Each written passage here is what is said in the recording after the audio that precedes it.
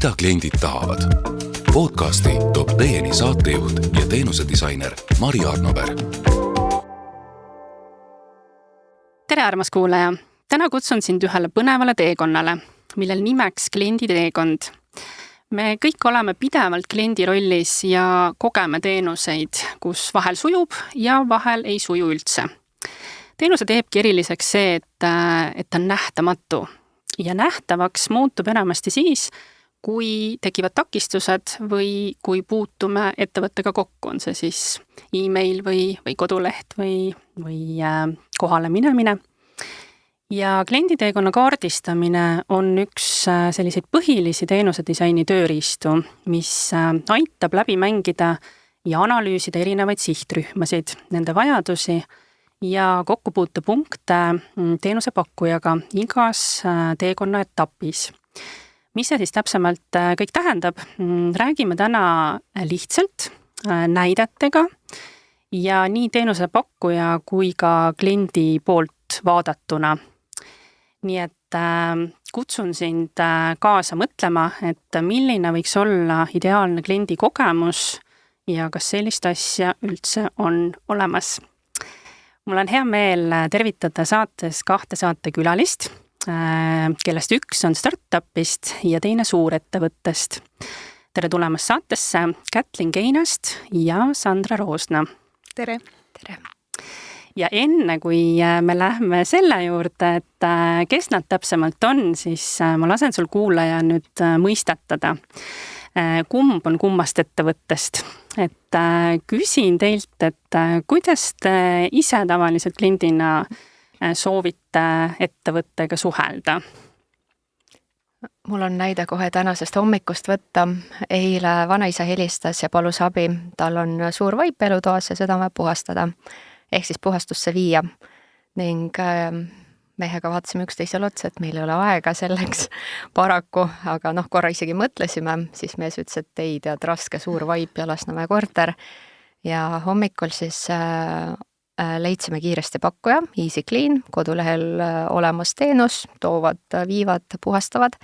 Kodulehel on chat-aken, kirjutasime sinna, aadress on selline, vaip on umbes 5 ruutmeetrit villane ja umbes 5 minutiga oli diil tehtud ja mina olen see, kes eelistab kirjalikult suhelda, sest et nagunii oli vaja telefoninumbrid, aadresseid, detaile juurde lisada ja kas läheb seal 1 või 2 minutit või sekundit, vahest ma olen valmis ootama, vahest mitte.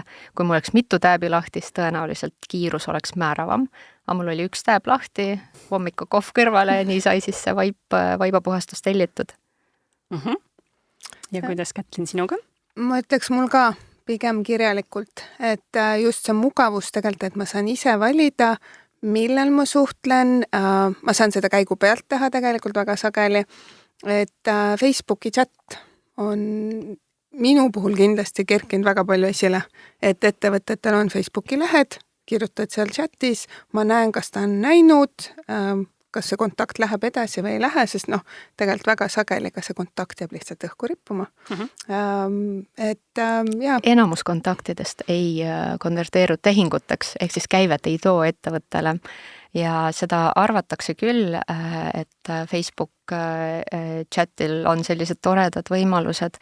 Omast kogemusest võin öelda, et kvaliteetsel chat-aknal on neid veel rohkem. Sa näed kliendi teekonda, mida ta on su lehel teinud ja ta püsib su lehel, ta ei ole sotsiaalmeedias. Ehk siis ka samamoodi, et see on väga oluline, et sa näed, kas ta on lugenud seda, mis ta teeb. Samas kliendina, kas ma tahan, et iga kliendi teenindaja mu profiili vaatab? Pigem mitte. Natuke privaatsust tahaks sel hetkel, kui ma küsin neid vaibapakkumisi eri firmade käest. Nii et minu jaoks on see ka oluline. Ma selle peale ei ole üldse mõelnud, et mu jaoks on kuidagi see, et ma isegi ei lähe enam nende kodulehtedele. Näiteks, millega ma olen mingi 2 nädalat siin tegelenud, on koristaja otsimine. See on täiesti uskumatu teekond tegelikult, kui keeruline võib olla ühe koristaja otsimine. Aga, kõik räägivad seda. Jaa, et see on uskumatu, ja tegelikult ongi, et sageli jääb kontakt rippuma ettevõtte poole pealt. Et sa jäädki seda vastust ootama. Nad justkui ei tahagi kliente. Ja just, täpselt sama tunne. ja alati, kui me mingit teenust vajame, siis meil on selline tunne, et no kui keeruline see ikka olla saab, et ma tahaks ju lihtsalt selle vajaduse kiirelt saada rahuldatud.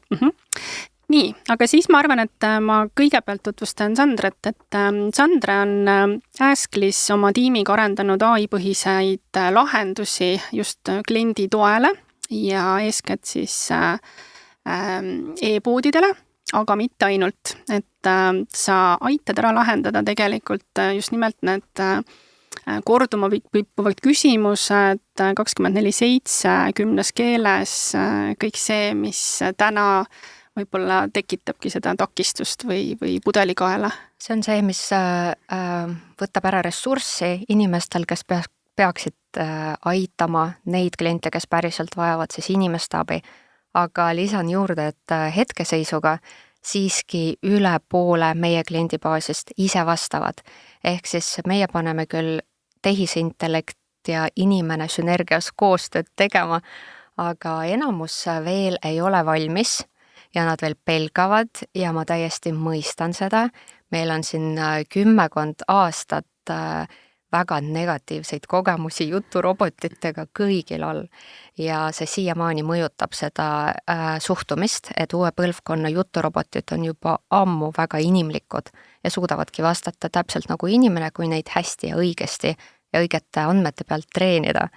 Nii et sellega ma siin vaikselt võitlen, et ma ise tarbijana enne kõike olin nii väsinud sellest, et mismoodi siis kõik chat-akna lahendused pakuvad nii kehva kogemust, kui nad samal ajal peaksid olema number 1 müügikanal, teiseks number 1 tagasisidekanal, sest et kui klient su kodulehel praegu toimetab, ütleme nii, et potentsiaalne klient oleks korrektne, siis sa tahad teada, mis küsimused, mis hetkel tal tekivad.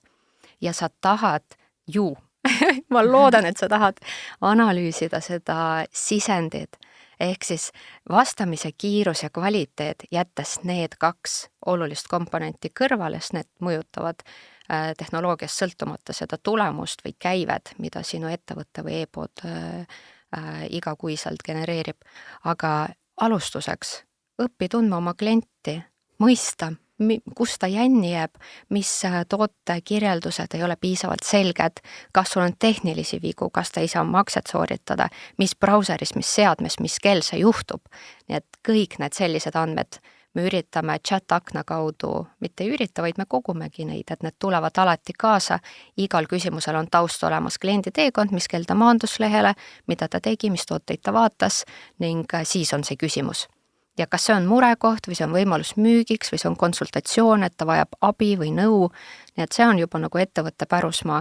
Ja siis, kui me seda protsessi faas 1 oleme tööle saanud, siis faas 2 on alles automatiseerida teemad, mida üldse on võimalik, mida on loogiline mõistlik automatiseerida. Et kui sa igalt kliendilt, kes pöördub sinu juurde, küsid, et mis su tellimuse number on, siis seda võib ka AI teha, et sa võid liituda ainult seal lõppfaasis. Või siis kui keegi küsib, et soovitage mulle arvutid või ma tahaks minna perega reisile, oled testuuri lehel, siis AI küsib sult, mitu pereliiget, millal sa umbes tahad minna, saada meile sisend, et me oleks valmis sulle kiiresti pakkumist tegema. Nii et me ei raiska ettevõtte tiimi liikmete aega selle peale, mida saab tänapäeval väga hästi AI abil korraldada. Ja ma arvan, et me elamegi praegu väga huvitaval ajal, et see kõik on muutumises, meie enda harjumused ja skepsis on muutumises. Aeglaselt, liiga aeglaselt minu jaoks. Võiks kiiremini arengud toimuda, sest tehnoloogia ju tegelikult viimase paari aastaga on meeletult arenenud. Jah, absoluutselt. Aga ikkagi jah, et ideaalis ilmselt me ei peakski kellegagi suhtlema, et teenuse mõttes, eks ju. Ja siis, et kas see on nüüd robot või inimene, oleneb inimesest ja oleneb robotist. Aga me kohe jõuame sellest rääkida, et ma tutvustan ikkagi teist saatekülalist ka. Et ma olen siis valinud just, et oleks väga erineva taustaga ja kes ei oleks ka omavahelises kliendi suhtes, et ei teaks seda, ütleme siis seda taustatööd. Et teine saatekülaline on siis meil suurettevõttest, pangast, on Swedbanki kuldkliendi valdkonna juht. ja mul oleks väga hea meel, Kätlin, kui sa korraks võtaksid selle kuldkliendi mõiste ka, et kes on teie jaoks kuldkliendid ja sinu selline panka jõudmise teekond? Jaa, hästi tore on siin olla. Pangas tegelikult me segmenteerime klientide hästi erinevate niisuguste näitajate alusel. Kuldkliendid on siis kliendid, kes teenivad umbes 2-kordset Eesti keskmist palka, toimetavad kodupangana Swedbankis ja kellele me siis loome selliseid võib-olla lähtuvalt nende vajadusest teistsuguseid võimalusi. Et see on minu igapäevane töö tegelikult, et kuidas siis konkreetselt sellele segmendile luua teenuseid, parendada neid teenuseid lähtuvalt siis nende vajadusest ja millisest nagu sellest kliendi teekonnast, mida need pangas läbivad. Et see on niisugune võib-olla minu igapäevane töö. Kuidas ma sinna sattusin, on tegelikult hästi huvitav, et ma olen kuskil üle 10 aasta töötanud hoopis kõrgharidusvaldkonnas. Elasin Eestist eemal Aasias ja kui tagasi tulin ja natuke aega uuesti olin kõrghariduses olnud, siis sain tegelikult aru, et nüüd on aeg midagi muud teha. Ja võtsin tegelikult ette lahti siis kõik töökuulutused, vaatasin, mis mind väga kõnetaks. Ja tegelikult ma sain üks hetk aru, et mind on hästi palju elu jooksul mõjutanud minu ema või minu lapsepõlv, sest mu ema on terve elu jaekaubanduses töötanud, kokku puutunud klientidega, juhtinud tiime, erinevaid valdkondi ja vaata, kui sa väiksest peale oled selles teemas sees olnud, siis see jääb kuidagi sinu külge. Ja ma suht varakult läksin ise klienditeenindajana tööle ja see hoolimata sellest, et ma siis käisin vahepeal kõrghariduses, tegelesin rahvusvaheliste suhete ja turundusega, siis kuskil sees see kliendile hea kogemuse, hea teeninduse pakkumine on mu sees kuidagi kogu aeg alles olnud. Ja mingi hetk õppisin siis teenuse disaineriks Tartu Ülikoolis ja otsustasin, et kõrgharidusest nüüd tahaks midagi muud teha. Ja nii ma sinna panka tegelikult sattusin. Ma usun, et meid kõiki selles mõttes ühendabki see, et me näeme, me oleme uudishimulikud, me näeme, et kui kuskil on midagi nagu mingi kitsaskoht, et kuidas saaks asju paremaks muuta. Ja ühine kirka siis kliendi teekondade vastu. Ma ei ole vist kunagi sellises seltskonnas podcasti salvestanud, kus see kirg on nii ühine. No väga hästi. Hästi valitud. Ja me ei ole kunagi ka kohtunud niimoodi kolmekesi, et selles mõttes veel huvitavam. Nii hea. Aga et seda kirge jagada, siis meie saate teema on tõesti kliendi teekond ja kui teenuse disainis me vaatame kliendi teekond, et me saame seda jagada etappideks, et kui mõelda nüüd ennast nagu kliendiks ka, et siis mul kõigepealt ikkagi tekib nagu mingi vajadus. Siis ma hakkan seda otsima. Siis ma võin võtta selle ettevõtte või organisatsiooniga kontakti, aga ei pruugi. Siis ma lähen kas kohale või sooritan ostu või tarbin midagi koha peal, mis ei pruugi olla rahaliselt seotud. Ja kui ma näiteks ostan nüüd midagi füüsilist või laenutan midagi, et siis järgneb see kasutusaeg, siis ma võib-olla vajan seal ka tekkivatele küsimustele abi. Ja siis järgneb see, et kas ma lähen uuele ringile või mulle tehakse lisamüüki. Et see on nagu selline klassika, universaalne, aga praegu mul endal on laual üks selline suurem projekt ja meie eesmärk on ka ikkagi teha sinna üks selline kliendi teekond. Ja täna siin paari kuuga ma olen juba aru saanud, et võib-olla see ei olegi kliendi teekond, võib-olla see on nüüd see trepp, et sa pead nagu trepist üles hoopis ronima, et ühesõnaga mulle meeldib nagu selle asja puhul, et siin on nagu seda loovust ja just see, et kuidas sa nagu ikkagi kliendi kingades seda kõige paremini lahendad. Ja et mis on teie kogemus? Tekitab kohe küsimust, et kui kõrged need trepiastmed on, kas kliendil on mugav minna või ta tegelikult loobub ja läheb alla. Ja kukub ja saab haiget. Nii et ma ei tea, kuidas teie kogemused kliendi teekondade ja etappidega?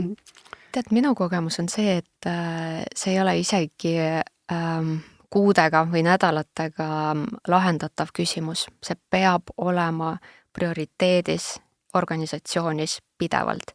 sest et meie tooted ja teenused arenevad, muutuvad. Koduleht samamoodi muutub.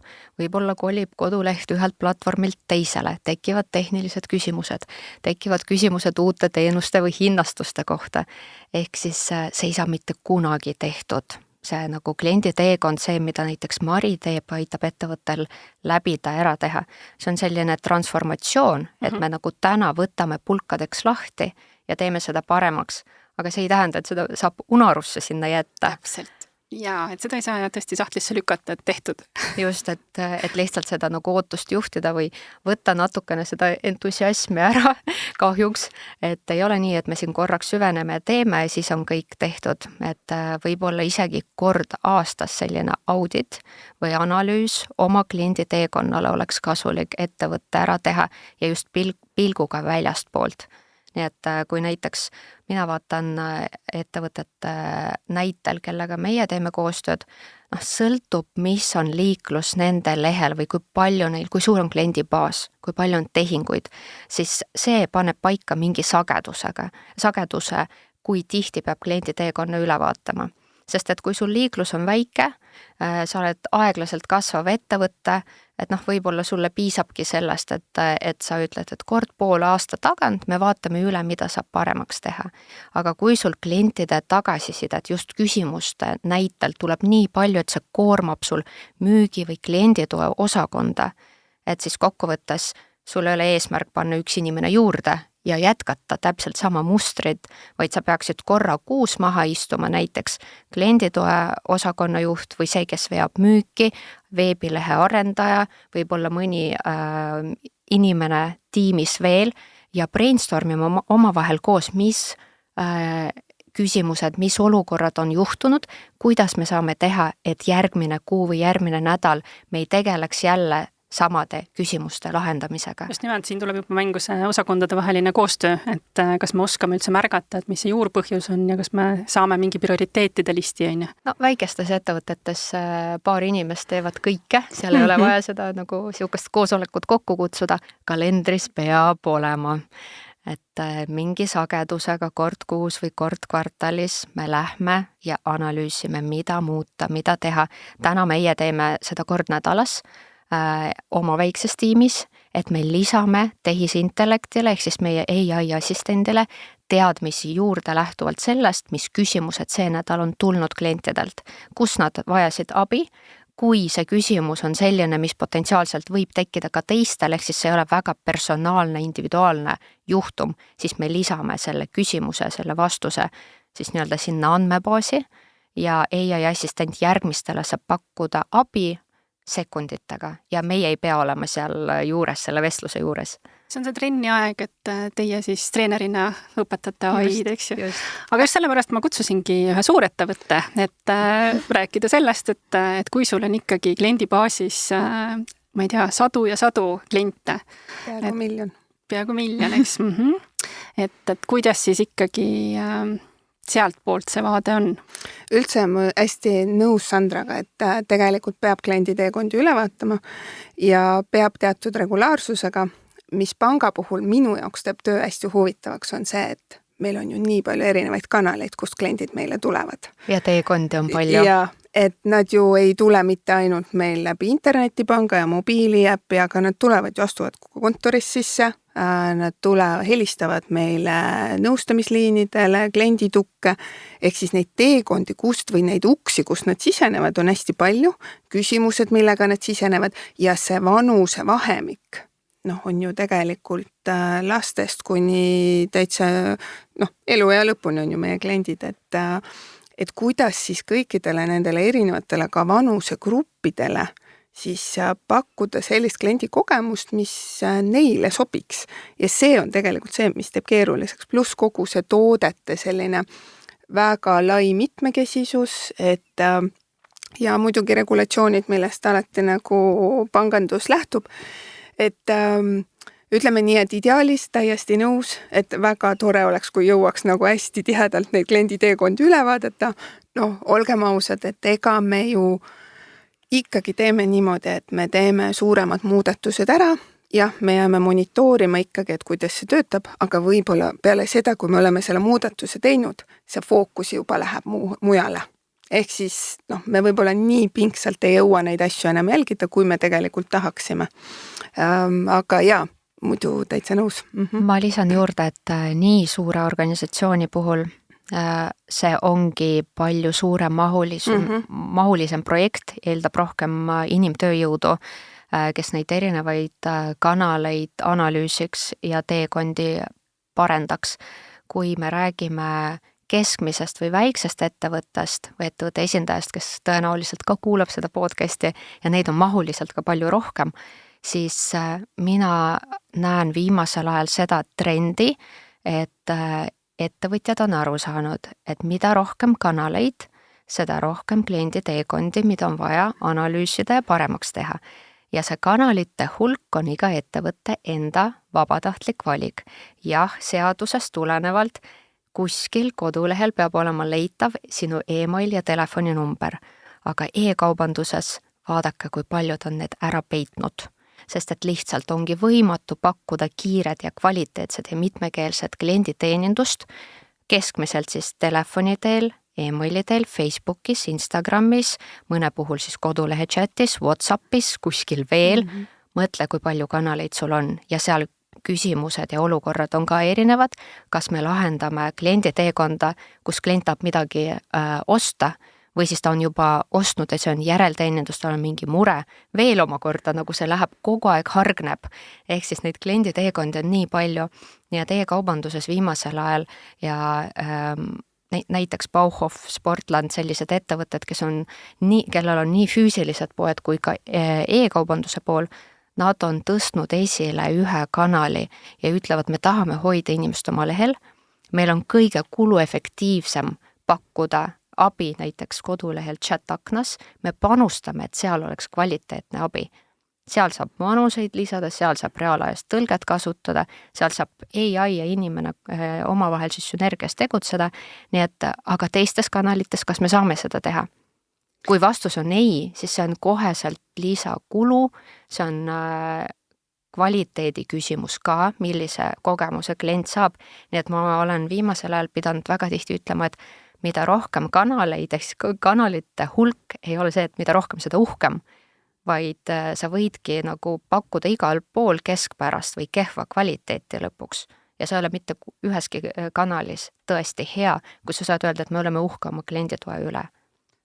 See on hea, just nimelt, et teenusepakkuja poolelt, et sina tead nagu, mis on kuluefektiivne ja mida sa sisemiselt suudad pakkuda. Nüüd, kui mina panen ennast kliendi kingadesse, siis ma siiski tahan nagu, võib-olla Kätlin oskabki nüüd kommenteerida, et kui on need erinevad vanused ja teil on ka see statistika, et mis kanalites siis ikkagi kõige rohkem pöördutakse, et ma ikkagi nagu teatud kanaleid või nagu mingit mitmekesisust või mingit valikut ma tahaksin kliendina, et mind ei suunata sinna ainult ühte. Ma ei tea, võid mulle vastu vaielda? Ei vaidle. Ma esindan täpselt seda, mida et minu jaoks on ka see, et kliendina ma hindan tegelikult seda, et mul on alati valikuvariant, kust ma abi saan. Mulle ei meeldi olukorrad, kus ma saan ettevõttega ühendust ainult ühes kindlas kohas, ühel kindlal viisil. Minu jaoks peab olema nagu see valik. Ja tegelikult ongi nii, et ega me alati peame vaatama ka seda kuluefektiivset poolt, et midagi ei ole teha, me oleme ikkagi eraettevõtte, aga tegelikult, et leida see hea tasakaal siis, võttes arvesse oma kliendi baasi, nende harjumusi tegelikult, et kus me siis suudame kõige kiiremini reageerida, kõige parema kvaliteediga ja mis on võib-olla siuksed, võib-olla sellised kohad, kus enam see ka kliendi fookus nii suur ei ole. Et kui me võrdleme enne COVID-i aega pangakontoris käimist ja nüüd, seal on väga suur vahe tegelikult. Ehk siis ka klient on muutunud, oma harjumusi muutnud, ta otsib rohkem abi kas läbi telefoni või digikanalites, aga tal peab alati minu arvates olema nagu see valikuvariant, kust kanalist ta meie poole pöördub. Isegi kui mõelda pangakontorite peale, et kuidas me veel minu meelest siin mõni aeg tagasi pidime mingeid tehinguid koha peal tegema ja nüüd otsi tikutulega taga, et mitte, et oleks vaja. Ma veidi parandan ennast, sest ma vahest kõlan nagu selline müügiinimene, et sa müüd oma nagu tarkvara, et siis sa peadki propageerima seda ühte sama. Ai on ainus lahendus. Just. Et, ja kusjuures järgmine selline suurem arendus, mida me juba julgelt võtsime ette, on Voice AI.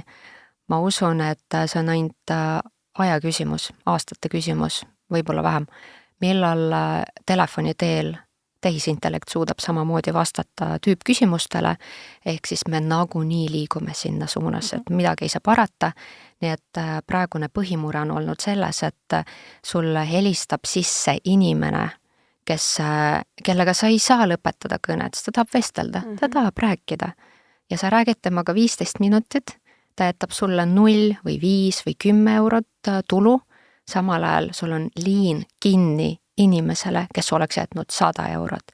See on olukord, mis on päris hirmus. See ei ole tore, kui sa oled ettevõtja ja siis sa mõtled, et et ma siin päevast päeva suhtlen inimestega, kes ei toogi mulle tulu, kes on saatnud mulle täna 10 või 50 või 100 e-maili, sest et neil oli mingi küsimus mu lehel ja nad ei tule tagasi mu lehele. E-kaubanduses hüljatud ostukorvide hulk on keskmiselt 70%, mis tähendab seda, et enamus ostukorvidest, kes on lisanud midagi, on olnud justkui võimalus su äri jaoks saada klient, aga sa ei saanud. Nii et seal on see nagu väga suur võtmeküsimus, et ma kindlasti ei väida seda, et ainult chat-aken ja see ongi A ja O ja aamen, aga ja kanalite valik peabki olema. Nii et ja see, kes tahab kindlasti helistada, on ju väga palju inimesi, kes põhimõtteliselt ei hakka e-maili sulle saatma või ei hakka chat-aknas suhtlema. Mina ainult helistan. Tõenäoliselt nende inimeste tarbijate hulk jääb, aga see proportsioon väheneb. Kui vaadata täna tarbijaskonnale peale 10 aasta pärast, see, kes on täna nii-öelda veel noor ja minu jaoks noor on seal 20–40, 40 on ka veel nii-öelda nagu nooremat põlvkonda esindav tarbijaskond, siis nad moodustavad enamuse maksejõulisest klientuurist, ehk siis telefoni teel sa jääd suhtlema pensionäridega, võib-olla mõnede inimestega veel teatud sorti küsimused nagunii võib-olla eeldavad seda telefonikõnet ka minu puhul, aga ma eelistan ikka väga harva. Ja ma kuulasin Sandrat ja tegelikult et Sandra puutub hästi palju just e-poed, eks ju, kus sul on siuksed, sul ei ole võib-olla selle kliendiga sellist püsisuhet. Panganduses on ju tegelikult see, et me räägime kliendist, kes on meie lojaalne, üldiselt väga pikaajalised kliendid. Eriti kuldkliendid. Ja just, et nemad on ju need kliendid, kes on väga kaua meiega olnud, nad on meiega väga niisuguse teekonnad ka läbi käinud, kogenud pangaga koos neid erinevaid ka majandussurutis, majandustõuse, nad on pikaajaliselt meiega seotud, et väga huvitav on tegelikult kuulata seda, et kuidas nagu meie oma teenuste arendamisele klienditeekondade puhul peame nagu arvestama ju ka sellega, et mis on selle kliendi eelnev kogemus olnud, mis ta nüüd nagu võiks, mis tema uued vajadused on, kuidas need on muutunud, versus see, et sul on kogu aeg tegelikult siuksed uued inimesed, sul ei teki sellist võib-olla väga pikaajalist siukest lojaalsust nii-öelda kontaktis nende klientidega. Lojaalsus eksisteerib ja selle poole ikkagist tasub pürgida igas valdkonnas, olgu see teenusepakkuja või e-kaubandus ja see on ka üks selline nagu oluline teema, et kui sul tuleb sama klient sinu veebilehele, ja ma ei mõtle ainult e-kaubandusettevõtteid, vaid ma mõtlen näiteks finantsteenuse pakkujaid, hotelle, reisifirmasid, kõiki teenusepakkujaid. Tuleb sama klient lehele.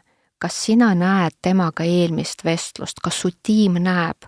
Ehk siis, kui ta helistab sulle või saadab e-maili, siis tavaliselt ta teeb seda nullist ja ma usun, et see on see, mida suured korporatsioonid on kindlasti võimekamad arendama palju paremini, et sul tuleb kaasa kogu see minevik selle kliendiga seoses. Ja see on see, millele me oleme Asklis ka rõhku pannud. Iga kord, kui sama klient pöördub, olgu see nädal, 6 kuud, aasta või 2 aastat hiljem, eelmise vestluse ajalugu tuleb kaasa sellele inimesele, kes praegu vastab, sõltumata sellest, kas tema oli see, kes suhtles sama kliendiga varasemalt. Et sellised asjaolud ei tähe, et sa seda nagu teemana esile tõstid, sest ma arvan, et see ei oleks muidu siia podcasti või isegi mulle nagu mõttena tulnud. See on hästi oluline. Kliendi teekond ja kliendi kogemus on alati kinni detailides ja see on üks näide sellisest detailist, mida väga-väga harva küsitakse, mida ma ka harva kuskil oma kanalites või podcastides mainin, nii et siin Mari on nagu eksklusiivne üks funktsioon, üks selline nagu võimalus, mida tehnoloogia maailmas on lihtne kasutada. Neid vestlusi saab siduda tänapäeval, kui tarbija või sinu klient vahetab näiteks arvutid või telefoni, siis eelmisel aastal ise tegin läbi, omal kogemuselt tean ja see on vau, kogu browsing history läheb kaasa seadmega. Ehk siis kõik ettevõtted, kellega ma olen suhelnud, nende veebilehel vahetanud infot või manuseid minu uues seadmes, see on kaasas. Ja see on tegelikult väga hea teema, sest tehnoloogia siin annab ikka nagu tohutu eelise. Et meil on enne olnud see, et me ei ole saanud mingeid süsteeme ühildada ja tuleb uus inimene tööle ja siis sa kliendina oledki nagu selles situatsioonis, et miks ma jälle pean nagu nullist hakkama, juba see nagu frustreerib. Ja need katkenud teekonnad teenuses, et teiselt poolt jälle tehnoloogia toob meile seda mugavust ja siis, kui me oleme kuskil mujal seda saanud juba kogeda, siis me ei taha, nagu võib-olla me olime enne nagu kannatlikumad, sest me teadsime, et ei ole paremat lahendust. Aga nüüd, kui me satume sinna vanasse keskkonda või sinna, kus tõesti tekib selline ärritus, et miks ma pean neid välju siin täitma. Ja veel üks täiendus, vana versus uus. Ja mis on ka, ma ütleks, et number 1 põhjus, miks hästi paljud inimesed ei ole usaldanud kliendi tuge läbi chat-akna, kui ma pean otsast peale alustama. Seda ei tohi juhtuda. Selliseid lahendusi ei tohi olla mitte ühelgi lehel ja ma näen neid igapäevaselt. Ma isegi ei kirjuta sinna chat-aknasse, sest ma tean ette juba. Ma vahetan seda brauserit või käin vahepeal, teen muid asju, ma tulen tagasi, ma pean uuesti esitama küsimuse. Ja number 2, ja see tsitaat tuleb Ideali klienditoe juhilt Rainerile tervitused, et mitte kunagi ei tohi suunata klienti sama mured edastama teises kanalis. Kui klient kirjutas sulle chat-aknas või helistas või saatis e-maili, et mul on selline mure, siis ütled, aga saada see mure hoopis siia mure@koduleht.ee või info. Just, sul on seal tiim vastas, nad saavad seda ära lahendada, ära pendelda klienti eri kanalite vahel. Ja just see teekond jällegi, lihtsalt kui seal midagi vajab muutmist, võib-olla on mingit teadmist vaja klienditoe tiimile juurde, aga nad peaksid saama lahendada kliendi küsimust seal, kus klient seda küsis. Tegelikult siin ma tooks võib-olla natuke teistsuguse nurga on, kui me pangast räägime, meil on hästi palju erinevaid tooteid. Me ei saa eeldada tegelikult seda, et kliendi tugi oskab kõikidest toodetest rääkida nagu nii sellise kompetentsiga, mida me tegelikult ootame. Aga teie teete hästi seda, et näiteks telefonivestluse puhul sa suunad vastavasse osakonda seda kõnet, on ju?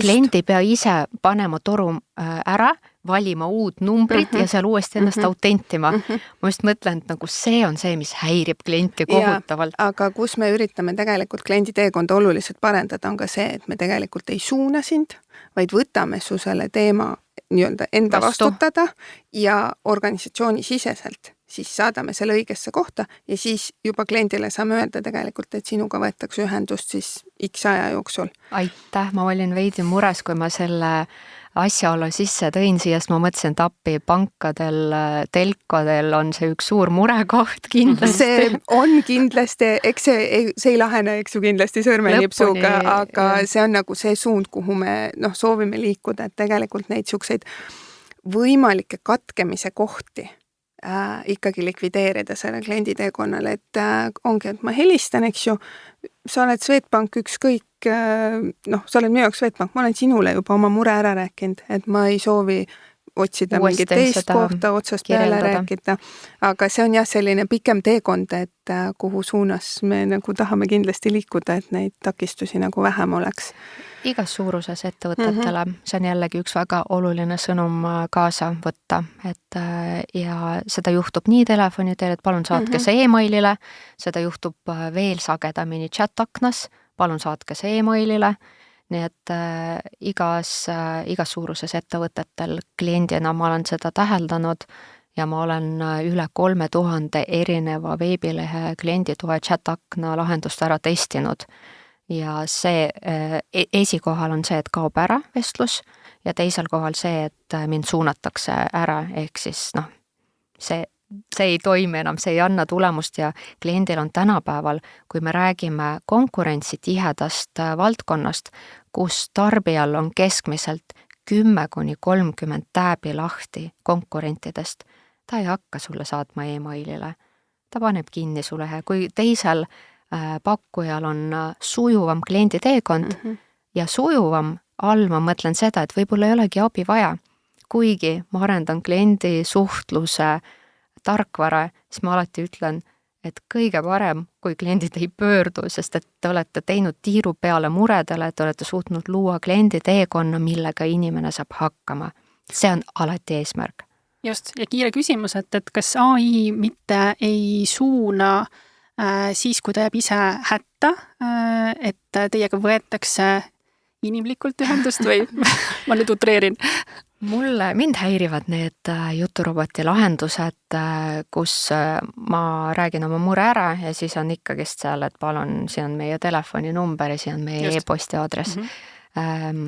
Askli puhul meil on hoopis teistsuguse loogikaga juturobotid. Kõigepealt on otsustusmootor, mis hindab küsimuse sisu ka tehisintellekti abil, kas sellele küsimusele juturobot on pädev vastama, kas tal on piisavalt teadmisi, et anda päriselt vastus, mis aitab klienti.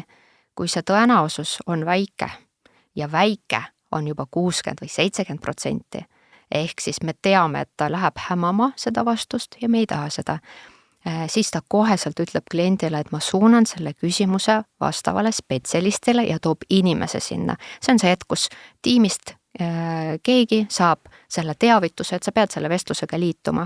Klient ei ole olukorras, kus on vaikuseetris, vaid kliendile juba kohe sekunditega on öeldud, et tegeleme su murega, oota hetk, õige inimene varsti liitub. Ja teiselt poolt inimene ei pea manuaalselt vastama kõikidele küsimustele, mis on nii ilmselged ja lihtsad. Ka finantsvaldkonnas meil on üks projekt partnerkaardiga ja partnerkaardi kuukaardiga nende finantstoode. Vapustavalt kihvt tiim on seal taga. Täna just LinkedInis jagasin seda lugu ja inimesi on vaja juhendada iseteeninduskeskkonnas. Kuidas ma saan oma limiiti suurendada või vähendada, ehk siis sellised tüüpküsimused, mis on kõigile sama vastus. Ja sellist tööd enam inimesed ei tohiks teha. Ja igas valdkonnas ma usun, et leidub neid, aga küsimus on jällegi, kuidas see juturobot siis otsustab inimene versus AI, kui sujuvad on need üleminekud, kas neid saab iga hetk klient ise ka algatada, öelda, et ma ei taha AI-ga suhelda, ma ikkagi tahan inimesega, siin on nupp kohe. Sa ei ole selles vana kooli juturoboti tunnelis, et sa ei saa sealt välja. Ja see ei vii mitte kuskile. Täpselt.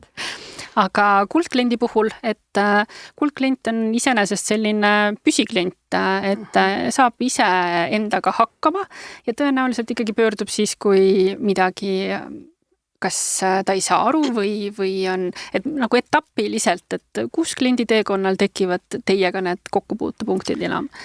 Täitsa õige. Kuldklient on üldiselt hästi pikaajaline Swedbanka klient olnud. Üldiselt nad on väga digiteadlikud, saavad oma asjadega ise hakkama, aga ikka tekib ju muresid, kas see kaart läheb kaduma, kuidas ma saan limiite muuta, et need on nagu sellised nii-öelda igapäeva küsimused, millega võib-olla klient siis pöördub, et kui tal on niisugused kiireloomulisemad asjad, siis ta helistab tavaliselt kas klienditukke või kirjutab ka meile chatti. Ja teine on siis see, kus tal tekib niisugune ta soovib kodu vahetada, soovib uut kodu osta, autot liisida, soovib investeerida, kus on rohkem need teemad, mis eeldavad juba sellist pikemalt nõustamist, rohkem nagu kliendiga arutelusid, et ma nii-öelda laias plaanis jagaks need kaheks. Et üks on see, kus klient hindab väga tegelikult seda kiirust, et nüüd ja kohe lahendatakse mu probleem Sest ma olen internetipangas parasjagu. Või siis sessioon ei ole veel aegunud. Või reisil. Või reisil näiteks, et need on need kiired asjad ja siis on teine ots, kus siis tegelikult klient hindab rohkem seda professionaalsust, seda ekspertsust, et meie oskame tema vajadustest lähtuvalt talle siis sobivat toodet, lahendust pakkuda. Et need teha on nagu pikaajaline otsus. Et need on nagu kaks sellist kohta. Aga kuidas te selles mõttes analüüsite, et siin algul oli juttu ka, et osakondade vaheline koostöö ja et kui nüüd esineb neid korduma kippuvaid küsimusi ja tõrkeid, et... No see, ütleme nii, et pank on väga suur, erinevaid nii-öelda osakondi või üksusi, kellega koostööd teha on ikkagi väga palju ja eks see on võib-olla, ma ütleks, et minu töö selline põnev väljakutse, et ega ju igal üksusel on ka omad eesmärgid, et mina olen küll see inimene, kelle nii-öelda põhifookus on kliendi teekonnal ja kuidas see kliendil kõige paremini läheks, aga see ei ole ju kõikide minu kolleegidele seatud eesmärk otseselt, et jah, meil on kõigil see soov, aga on ju veel lisaks mitmeid erinevaid eesmärke. Et kuidas siis leida nendest prioriteetide listides need niisugused kokkupuutekohad, kompromisskohad, kus me siis saame asju üheskoos paremaks. Ma tean, et kui ma panka läksin, siis mul oli, vaata, kui sa näed nagu asju väljaspoolt kliendina, siis on väga sageli see küsimus, no miks nad seda ära ei paranda? See on ju nii lihtne. Et miks te ei tee seda ära, et ma ju iga aasta kirjutan teile tagasisides, et miks te ära ei paranda?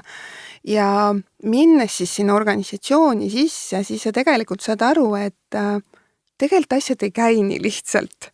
Et mis siis, et inimestel on see soov olemas ka organisatsiooni sees need asjad paremaks teha.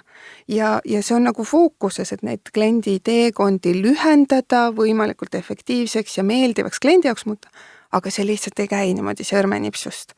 Ja see on, ma arvan, et nüüd ma olen ise kliendina kindlasti muutunud palju empaatilisemaks teiste ettevõtete suhtes samamoodi, et mulle tundub see hästi lihtsasti lahendatav, aga tegelikult nähes sees, kui palju sellist koostööd, arutelusid, ka oma selliste soovida argumenteerimist tegelikult see nõuab ja tõestamist, et miks ma arvan, et niimoodi peaks olema. Et see kõik võtab tegelikult aega. Lisan juurde ka... Suur ettevõtte vaade. Ja, just. Aga ma just mõtlesin lisada seda väikeettevõtte vaadet ka ja mis on kohati sarnane, sest et ei ole eelarves võimalik eraldada näiteks veebilehe arendusele järgmine kvartal või pool aasta jooksul ressurssi või arendaja siin küsib liiga palju selle eest ja meil on odavam vastata klientidele, nende muresid lahendada läbi klienditoe.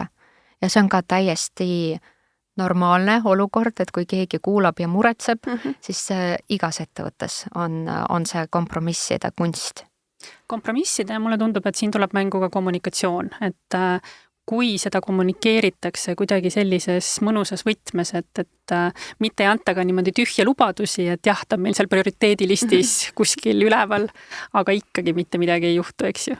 Et jälle, et meie teenused ja tooted on ju loodud klientidele, ja tänane elu, kus me nagu kõike just kui tahame kiirelt ja mugavalt, kas me nüüd kõik peame ka kiirelt saama, on ise küsimus ja teatud tooted-teenused. Oi, see on nii valus küsimus. See on nii hea teema, sest mul on endal väga palju diskussioone sellel teemal olnud, et kas me peame alati kiirelt kõiki asju saama, pakkuma või tegelikult mulle vahel tundub, et me ju ise ka võib-olla ettevõtetena nii-öelda kõik lähevad selle kiiruse rongiga kaasa ja ise tegelikult toidame seda kliendi ootust. Ja konkurendid teevad sama. Ja just. Ja siis ongi, et sealt rattas tegelikult sa ei saa välja, sest konkurendid teevad sama, kliendid juba ootavad aina kiiremini ja kiiremini.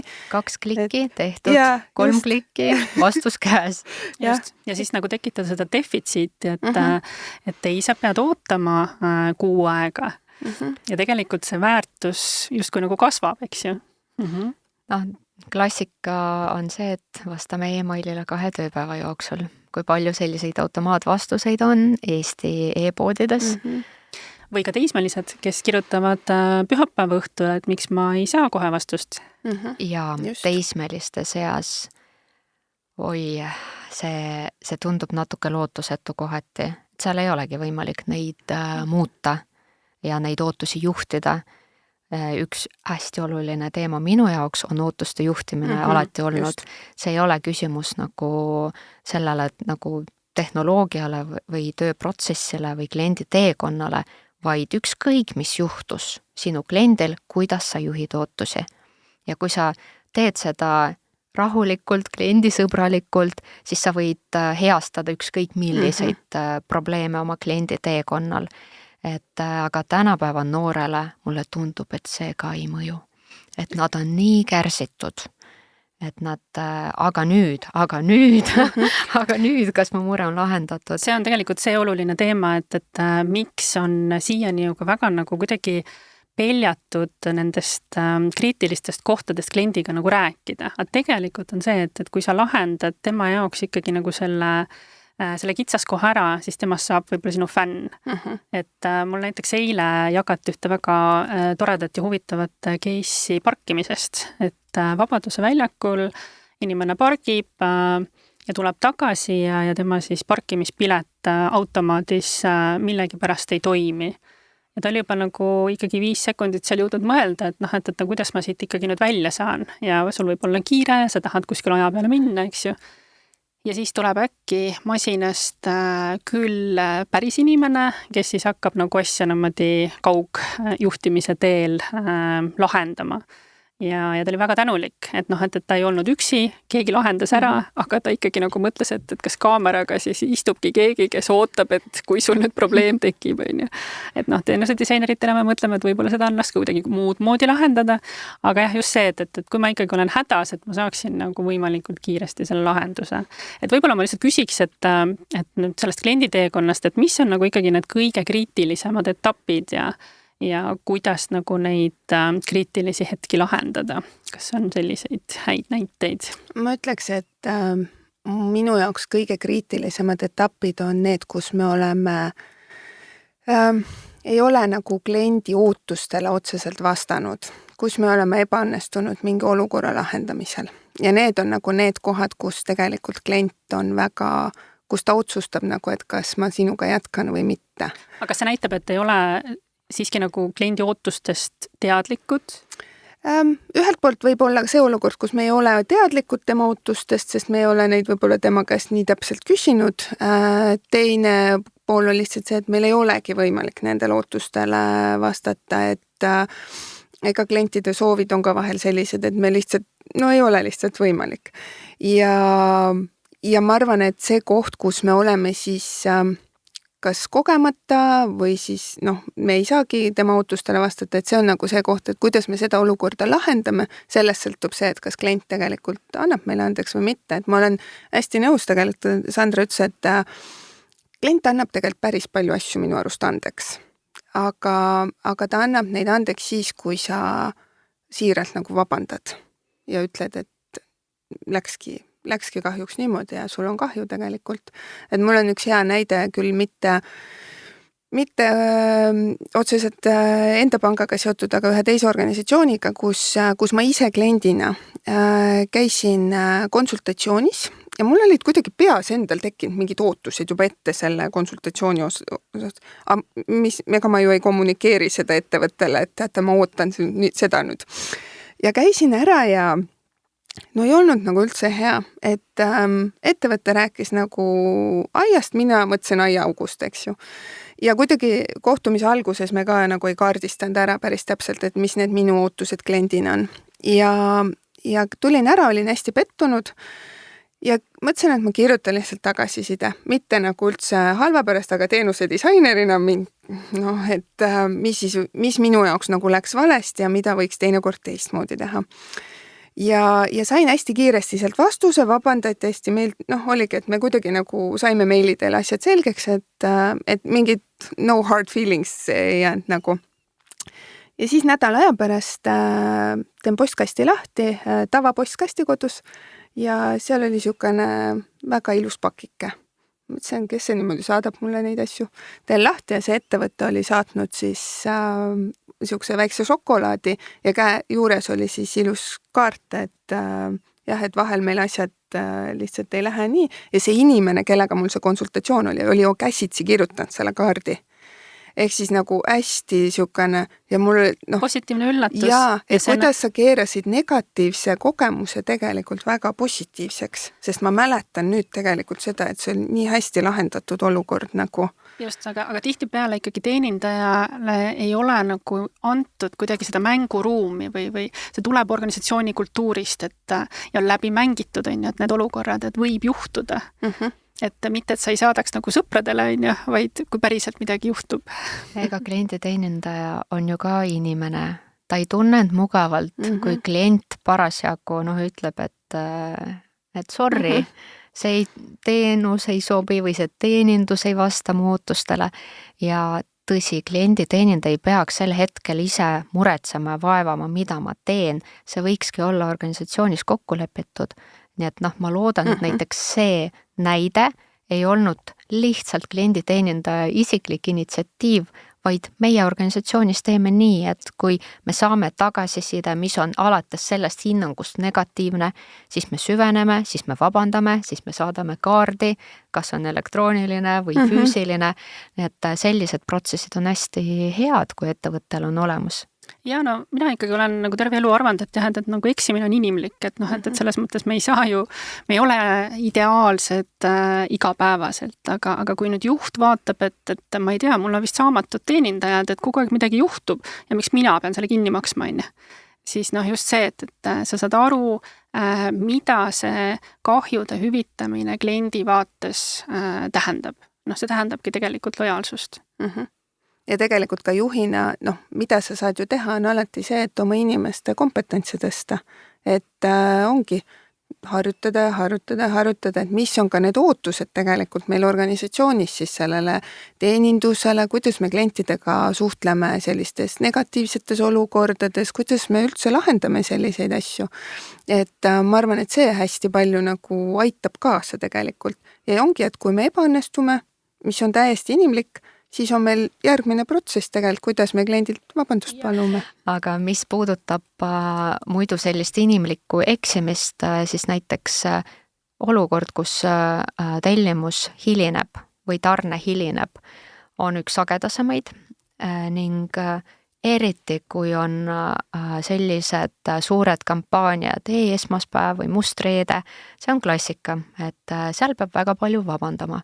Ja me oleme näinud ka eelmise aasta lõpus just nagu peale Black Friday't Magda Beauty tiim tuli meie juurde ühel e-kaubanduse üritusel ja siis ütlesidki, et kõik on pinges, kõik on stressis, mitte ainult kliendid, vaid tiim ka, sest seal on 100 lugemata kirja, kus igal pool pealkirjaks on, kus mu pakk on ning jällegi selline olukord, kõlan taas kord müügiinimesena, aga ma olen nii väga tehnoloogia, tehisintellekti, kiire ja hea ja inimliku klienditoe usku, mida tehnoloogia saabki juba võimaldada, et sellised vabandused, olukordade klaarimised samamoodi saab juba tehisintellektile delegeerida, sest et igale inimesele, kes klienditoe tööd teeb ja vastab klientidele, see muudab päeva emotsionaalselt väga raskeks, kui ta peab hommikust õhtuni 100 murede lahendamisega tegelema ja teate, kui ebaviisakad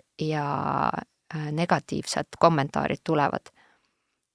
Me ei hakka neid nimetama ja tsiteerima, aga see ei ole ka töö, mida, kus nagu inimene peaks olema selle koorma all, ehk siis klienditeenindaja töö ei ole ainult see, et ma siin rõõmsalt heastan ja olen siuke positiivne ja leian lahenduse igale olukorrale, see on väga stressirohke, väga pingeline ja see on jällegi koht, kus ma olen tänulik nende arengute eest tehisintellekti maailmas, kus AI saab rahustada klienti maha, öelda, ei võta isiklikult. Just, ei võta isiklikult ja ta teeb seda sekunditega 24/7, sest see inimene, kes homme tuleb tööle, teades, mis päev eilne oli selja taga, ega tal päris kindlasti ei ole see energia nagu nüüd ühe ööga taastunud ja ta on rõõmus ja tore. Ma lihtsalt küsin, et kas seda trendi ei ole täheldanud, et kui mõni aeg tagasi räägiti sellest, et võitjate põlvkond kipub ennast nagu sellises stressis teenindajate peale välja elama.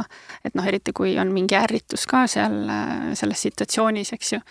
Aga nüüd ma mõtlen lihtsalt nagu 2 sammu ette, et kui ta teab, et ta suhtleb näiteks AI-ga ja kas ei ole seda, et ta näiteks paneks AI proovile, et ta paneks selle gaasi veel põhja? Ma saan rääkida ainult selles kontekstis, kus meie tegutseme ja tehisintellekti baasil juturobot, mida me treenime ükskõik mis ettevõttele või mis valdkonnas, ta ei ole see ChatGPT, kellega ma siin vestlen. see ei ole see lahendus. Et tal on stsenaarium olemas, kui klient toob sisse mingit uud infot juurde, mida siis otsustusmootor analüüsib ja otsustab, et ikkagist on vaja tiimile suunata, ta teeb suunamise, kui mitte, siis ta jätkab teda nagu maha rahustamist nendes piirides, mis me oleme talle ette seadnud, kus me selgitame veel kord, et mis hetkel toimub, kuidas me laos anname oma parima ja meie tiim komplekteerib tellimusi ja sa saad loodetavasti varsti emailile kinnituse, et sinu pakk on teele pandud. Nii et kuulajale, et ei tasu proovile panna. Ma arvan, et proovile tasu peale panna, et see on nagu tegelikult ju huvitav katsetada neid, et mis on ka nende tehnoloogiliste lahenduste piirid. Ja tegelikult see ju, ettevõte, kes neid kasutab, ka temal annab väga palju head sisendit. Et maailmast on ju tegelikult väga häid näiteid sellest, kuidas on ju tehisintellekti ümber programmeeritud kaugelt niimoodi, et on saadud juturoboti käest väga soodsaid asju tänu sellele, et lihtsalt osati ta ja mõned sellised juhtumid on ka kohtu praktikas. Just, et ma küll julgustaks proovile panema, et ega muud ju teada ei saa, mis seal on. Aga see viibki meid sinna, et mis on homne päev, kuhu me suundume kogu selle kliendi tagasisidega, et mis teie arvate? Tead, tagasisidega on lood mitte nii hästi, kui tahaks.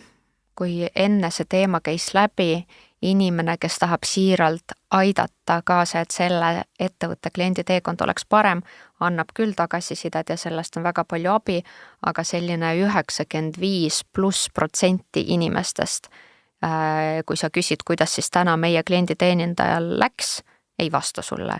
Ehk siis nad panevad lehe kinni, nad ei vaeva. Et tagasisidet ei ole lihtne saada. Võib-olla on meil varsti rohkem tööriistu, mis aitavad seda kuidagi tunnetada hoopis teisel tasemel, ilma et inimene seda ütleb läbi tema navigeerimise, läbi tema kodulehel veedetud aja ja mingite teiste vihjete ja andmete põhjal. See oleks väga tore, sest täna meie ikkagist näeme, et see küsimuste sisu, mis tuleb otse veebilehel, email ja telefon on nagu jällegi kanalid, kus sa ei saa nii hästi kategoriseerida, kui sa just ei kasuta väga professionaalseid tarkvaralisi lahendusi, mida keskmise suurusega ettevõtted enamasti ei kasuta, aga kuidas üldse saad teada, mida, kui tihti, kuidas küsitakse. Nii et sa peadki chat-akna kaudu analüütikat rakendades seda küsima, aga me liigume suures pildis, ma arvan, et ikka sellise järjest inimlikuma, kiirema kliendituhe poole, mis ikkagist on inglis keeles see AI powered on igal pool, aga see on tehisintellekti poolt võimendatud, sest tehisintellekti saab panna õppima või treenida, seda saab erinevate andmete põhjal. Ja mina ei usu lahendustesse, kus ma laen üles mõne dokumendi või siin on minu veebilehe link, juturobot skännib seda ja on valmis. Ei, väga kehv juturobot on valmis. Õigemini jah, saab valmis, aga mitte see lahendus, mida kliendid hindaks või mida nad tahaks kasutada, vaid kõige parem sisend on sinu vestlused igapäevaselt, mida sa klientidega siis pead eri kanalites või ühes kanalis, ka emailide eksportfaili saab tehisintellekti abil analüüsida ka selle põhjal saab treenida, sest et tõenäoliselt tulevikus vastab AI erikanalites. Meil hetkeseisuga vastab kodulehe, Facebooki, Instagrami sõnumitele läbi Askli, e-mailidele me ei ole veel seda arendanud, hetkel prioriteediks võtsime Voice'i järgmisena, et sellised nagu kirjalikud kanalid on osaliselt kaetud, nii et liigume ikkagist selle nagu tehisintellekti rakendamise poole, kuidas seda teha sellisel kujul, et see on kliendisõbralik ja inimkomponent on seal äärmiselt oluline. Et ma ei soovita võtta lahendust, kus on, me tahaks, et ainult juturobot suhtleb. Mulle väga tihti öeldakse seda, et me tahame enda pealt kõike seda ära, on ju. Just, me ei taha klientidega suhelda. Aga ma kahtlustan, et head juturobotid ei saa siis arendada, sest et see ei ole, tegime ära valmis projekt, vaid et need küsimused, olukorrad, kus inimese abi ja panust on vaja ja selle põhjal juturobot saab paremaks, see on see võtmeküsimus. Mis sa, Kätlin, arvad, et just see, et tegelikult vestluste analüüs, see kõik on nagu olnud ju tohutult ressursimahukas, on ju. Aga et kuhu teie näete, et praegu olete suundumas või mis trend teid kannab? Ma peaks ütlema, et mida mina olen nagu oma töös näinud, on tegelikult see, et ma saan kõige paremat sisendit tegelikult kliendi käest läbi intervjuude. Sest siis ma lähen ja küsin ta käest täpselt nende asjade kohta, mis mul on konkreetselt vaja teada, ma saan täpsustada selle vestluse käigus asju, saan tuua sisse mingeid uusi nurki, ehk siis kui mul on vaja nagu kliendi tagasisidet selleks, et teenust näiteks parendada, kliendi teekonda muuta, siis see on nagu asi, millesse ma siiralt usun, ma ei saa seda AI käest, ma ei saa seda läbi mingite analüüsida. Väga hea, ma siin lihtsalt kuulajale ütlen ka, et see on teenusedisaineri üks selline põhitöövõtteid, et mõista sügavuti, miks asjad on nii, nagu nad on, eks. Ja et me saame siis tegelikult nii-öelda kliendi pähe, et kirjalikes vastustes me tihtipeale ei jõua nende põhjusteni, et mis need ootused olid või just. Et ta võib jääda liiga pinnapealseks. Jah, sest me ju küsime tegelikult kliendi käest väga palju tagasisidet erinevates kohtades. Me saame nii-öelda selle numbrilise tagasiside, osad kliendid ju kirjutavad ka kommentaarid juurde, aga jah, ma ei saa alati sealt sellist nii-öelda teenuse edasiarendamiseks vajalikku tagasisidet või mõtteid kätte.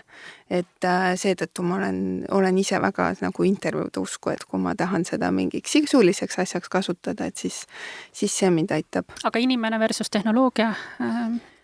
Ma olen väga tehnoloogia usku, ma arvan, et AI kindlasti väga olulisel määral hakkab meid aitama, aga juba aitab tegelikult tõesti, aga ma arvan, et inimkontakt muutub tänu sellele aina olulisemaks, et ikkagi ka ise inimesena, et jah, mingid asjad mulle väga meeldib, et AI räägib ja ma ChatGPTiga ka vestlen ikka suht tihedalt, aga kui mul on ikkagi mingid, eriti ma mõtlen just finantsteenuste vallas, et siuksed pikemad kohustused, võib-olla mul on väga vaja tingimustest aru saada, siis on ikkagi see inimkontakt see, mis nagu jääb ja ma ei näe seal, et seal nagu otseselt hakkaks muutust väga suurt toimuma.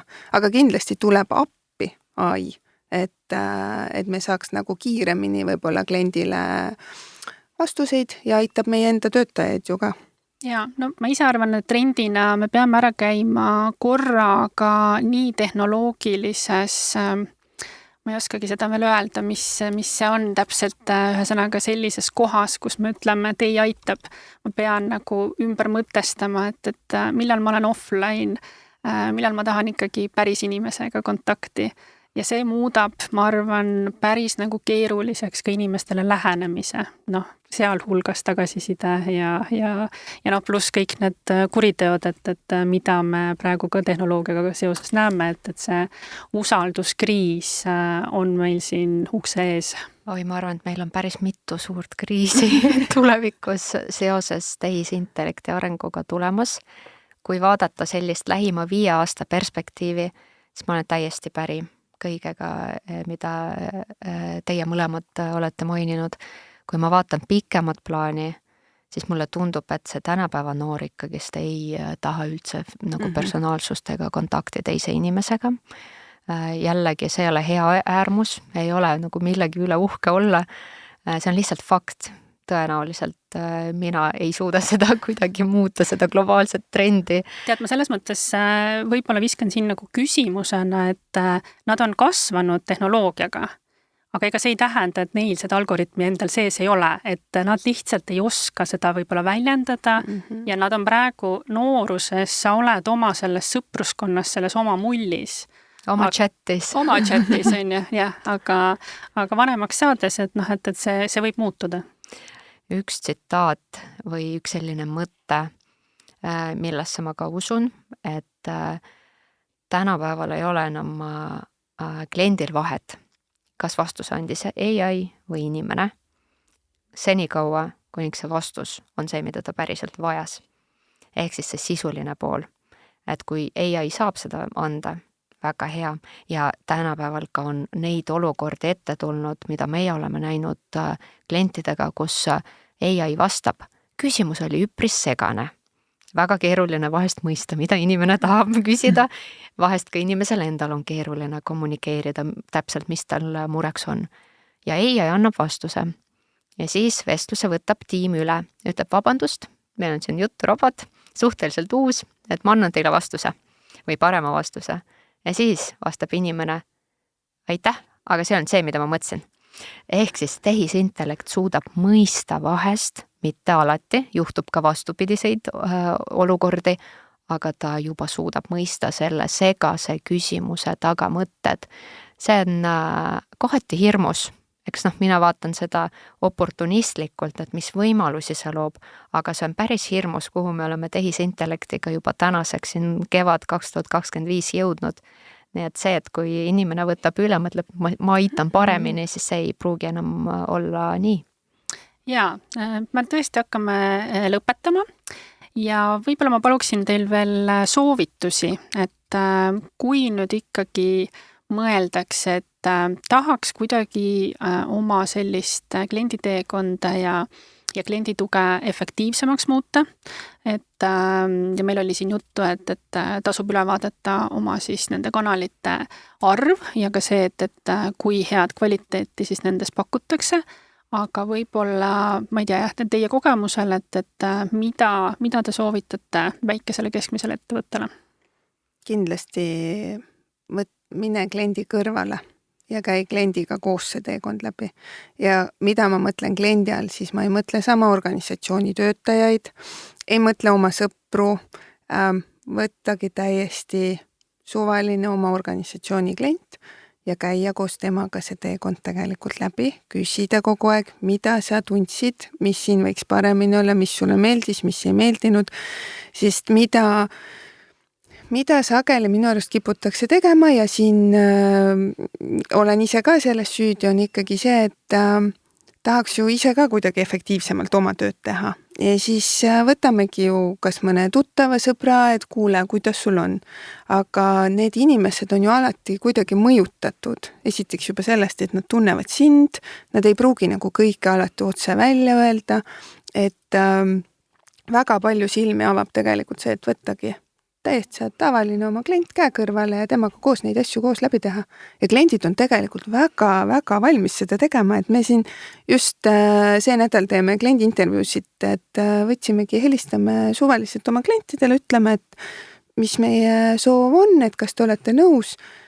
Ja no tõesti, kliendid on esiteks üllatunud, et oi, te teete nii ägedat asja ja teiseks ka see, et nad väga hea meelega nagu jagavad oma kogemusi, et ja seal kasvab see ootus, et kui ma annan tagasisidet, siis ma ootan ka, et see teenus saaks paremaks. Just, et ma arvan, et kõikidel ettevõtetel on see, et millest alustada, on see, et tegelikult vaata päriselt, mis su kliendi teekond on koos kliendiga ja eeldamine on hästi halb.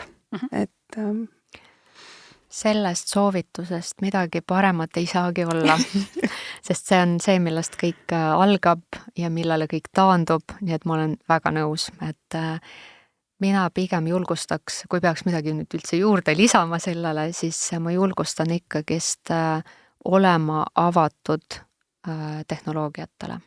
Ehk siis, kui ettevõttes on skeptiline hoiak kas juhtkonna tasandil või vastupidi, juhtkond on justkui avatud ja ütleb allapoole oma tiimile, et vaatame korraks, äkki on mingeid võimalusi, mida me ei kasuta või küsib oma tiimilt, et kas sa ChatGPT-d kasutad ja siis tuleb seal, no see annab nii rumalaid vastuseid aeg-ajalt, et pole mõtet, et see on üks väga suur ohukoht, et ettevõttena harige ennast tehisintellekti võimaluste poolel. Neid erinevaid koolitusi on väga palju ja väga paljud on ka eesti keeles ja soovitan ja tervitan Sandra Reivikut siin koha peal ja AI Powermenti tiimi, et neid võimalusi tuleks eelisjärjekorras siis hakata enda kasuks ära kasutama siis. Jah, selles mõttes ei ole enam pääsu, et ma arvan, et täna jäi ka kõlama see, et tuleks ikkagi tehnoloogia siduda oma siis tänaste teenustega, mis mahus on küsimus, aga kiirus, et kui kiiresti seda teha, pigem täna kui homme. Just, kindlasti. Ja ma ei tea, kas meil on sõnastus ka ideaalse klienditeekonna kohta, et ideaalne on ta siis, kui klient ei vaja kliendi toe abi. Mul on tegelikult siin hästi kahetised tunded, sest tegelikult viimatised uuringud ju tegelikult näitavad, et kui klienditeekond on liiga sujuv ja liiga hea, siis see läheb nagu sulab ära kuhugile, et klient ei saa seda emotsiooni ja on toodud sisse siukene positiivse siukse rikke sissetoomise mõiste, see on minu enda praegu eestistatud variant, aga et kliendil tekiks korraks see tunne sisse, et kas siis läks midagi halvasti, läks midagi hästi, aga et see seob teda rohkem.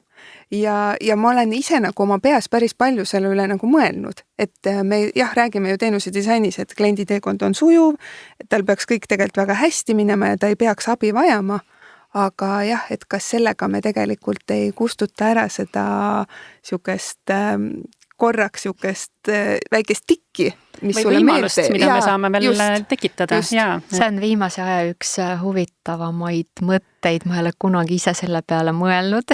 Ma seedin seda hea meelega. Ma võin pärast jagada, see ühest podcastist käis nagu läbi just kliendi kogemuse valdkonnas ja siis ma olen päris palju selle peale nagu mõelnud, et väga huvitav mõte. Kui sa tead, et su teekond on juba väga hea ja sujuv, ma olen näitena toonud Calzedonia e-poest ostu. Nad on vist füüsiliselt Eestist lahkunud, neil oli kunagi T1 pood ka ning nende e-poes oli kõige kiirem ost minu elus, kus lisaks sellele, et Apple Pay nupp on, siis nad suudavad Apple Pay, kui nemad suudavad teised ka, nad suutsid võtta kohe minu emaili aadressi, kõik andmed, ma ei pidanud mitte ühtki andme välja sisestama, ehk siis toode ostukorvi, check out, päriselt ongi üks klikk. Nii et jah, võt sellised ettevõtted, et võib-olla saaks endale lubada mingi sellise errori sinna juurde, mis korraks ütleb mulle hei, ärka üles. Siis ärkad, aga ikkagi saad ostu lõpule viia, aga enamasti ettevõtetel on päris palju erinevaid takistusi kliendi teekonnal. Ja mida lahendada. Mida lahendada, ehk siis vaatamata kõigele, mida me täna siin oleme soovitanud ja rääkinud nendest võimalustest, siis ma näen sadade erinevate ettevõtete ja teenusepakkujate näitel, et neil on ikkagist hädavajalik see kaardistus, et mis hetkel, mis küsimused tekivad ja siis juba läheneda nendele targalt.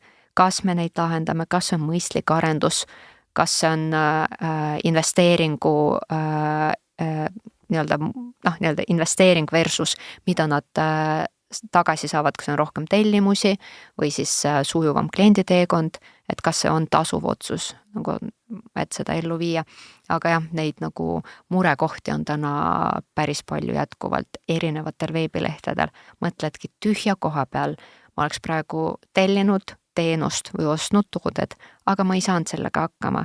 Ja kui mina ei saanud hakkama enamusel veebilehtedest, siis, ja ma olen tehnoloogia sektoris ettevõtja, kes leiab lahenduse kes leiab selle info kodulehel üles, vajadusel ma annan ChatGPT-le selle lingi URL-i ja ütlen, näe, seleta mulle seda toodet. Et ma arvan, et enamus tarbijatest ei tee seda. Ja no meie põhiviga on see, et me ei tarbi iseenda kodulehti või ütleme, tooteid teenuseid on ju läbi enda siis kodulehe, et me ei pane ennast kliendi kingadesse. Nii või siis teine asi on, me tarbime küll, aga me ju teame, mis seal juba on. Jah, just, et me oleme ju selle sees. Ma lõpetaks ühe mõttega, mis mulle tekkis seoses selle emotsionaalse kikiga või kuidas sa seda iganes sõnastasid, et millal on eestlane rahul? Nagu väga rahul. Mõni inimene mõnda inimest on lihtsam rahuldada kui teist, ütleme nii, et tarbijad on hästi erinevad. Aga kas nad ei ole mitte lihtsalt vaikselt, et kui nad tagasisidet ei anna, siis oli ju kõik väga hästi? Jah. Ja see on väga suur viga, mida tehakse. Just. Ja seda ma olen kuulnud nii palju, et aga keegi ei anna meile teada, et meie kliendi tugi või chat-aken ei toimi. Muidugi ei anna. Nad on ammu su lehe kinni pannud ja lahkunud ja ära unustanud. Just nii, et selle vaikimise taga võib olla siis nii kriitika kui ka siis positiivne tagasiside, eks ju. Ma lihtsalt jäin mõtlema, et kui me ei anna tagasisidet või rahulolus on ka selline vaikus ja teenusest me ootame ka, et see on nähtamatu, see sujub ise, järelikult me oleme rahul, eks.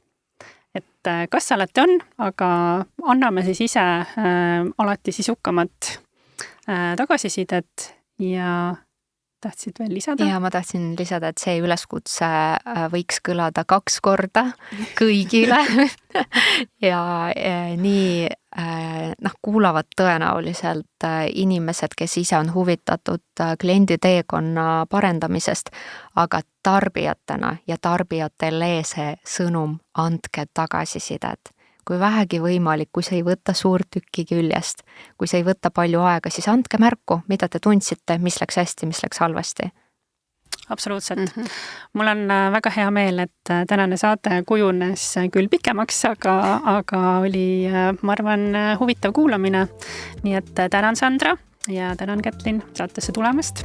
Aitäh kutsumast. Mulle tundub, et nendel teemadel on põhjust uuesti kohtuda. Aitäh!